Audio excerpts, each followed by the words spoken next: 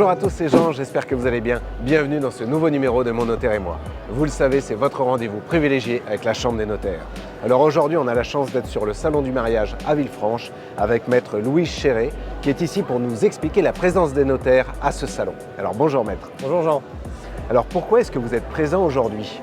On est présent parce qu'on estime que c'est légitime qu'on accompagne tous les clients, tous les gens qui veulent se marier et qui peuvent avoir des questions sur l'intérêt de faire un contrat de mariage, quelles sont les règles qui s'appliquent si on ne fait pas de contrat de mariage, et puis pour essayer d'anticiper leur vie future. Ils sont là aujourd'hui pour anticiper à l'horizon 1 an, 2 ans, pour préparer leur mariage. On est là, nous, pour les accompagner pour toute leur vie. Alors justement, pourquoi est-ce qu'il est important de se renseigner auprès de son notaire avant de se marier ? Il est important de le faire avant de se marier, puisque à partir du moment où on se marie, automatiquement naît le régime matrimonial qui va lier les deux époux. Et donc, si on le fait en anticipation, on peut choisir, on a un choix. Est-ce qu'on fait un contrat de mariage, est-ce qu'on n'en fait pas? Et c'est avant le mariage que c'est intéressant de le faire. Parce que financièrement, ça coûte moins cher avant le mariage que changer de régime matrimonial. Et puis, c'est qu'on a un vrai pouvoir, un vrai choix, sans être pollué par une situation qu'on subit déjà.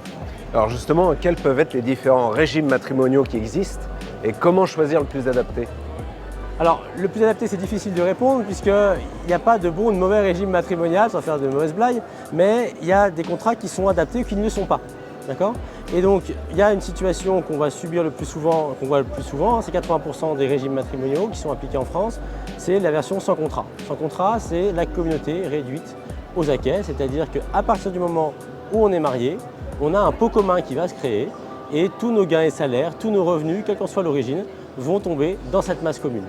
Et puis autour de cette masse commune va graviter des biens propres qu'on va avoir avant le mariage ou qu'on va recevoir au cours de notre vie par succession, par donation.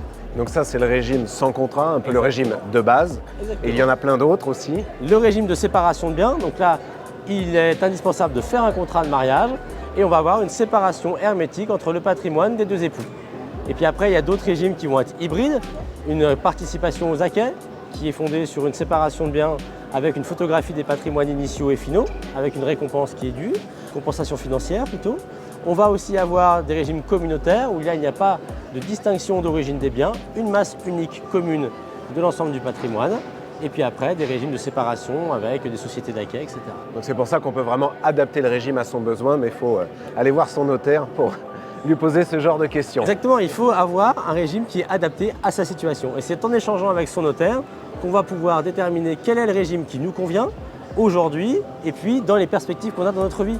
Aujourd'hui, on a peut-être un régime matrimonial qui serait adapté, mais ce régime-là, dans le temps, il sera inadapté si on veut créer sa boîte, si on veut s'installer, si on a un risque entrepreneurial, on va plutôt se diriger vers un autre type de régime.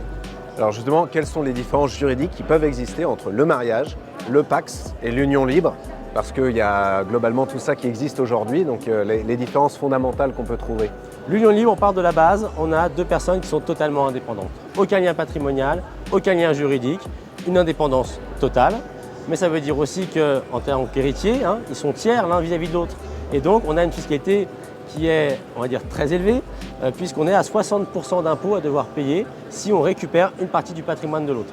Sachant que pour récupérer le patrimoine de l'autre, il faut qu'il y ait une action volontaire de sa part. Ça passe par un testament, puisque sinon on a le droit à rien. Le PACS, on bifurque déjà un petit peu. Cette fois-ci, on n'a pas de fiscalité entre les uns et les autres. D'accord ? En tant qu'héritier, on n'a aucune fiscalité à devoir payer. Par contre, on a le droit à rien de façon automatique. Et donc, systématiquement, il faut faire un testament pour pouvoir rendre l'autre héritier de toute une partie du patrimoine. Donc il y a vraiment une action à mener là. Exactement. Et puis enfin, on a le mariage. Le mariage, c'est des droits automatiques, une fiscalité qui est inexistante. Alors justement, on parle de fiscalité. Quel impact peut avoir la fiscalité entre les époux ? Alors, entre les époux, on a une fiscalité qui va être solidaire, c'est-à-dire que l'État considère qu'un époux peut être appelé pour une dette fiscale de l'autre. Ça fait partie du régime primaire des époux. Il y a d'autres éléments qui sont importants.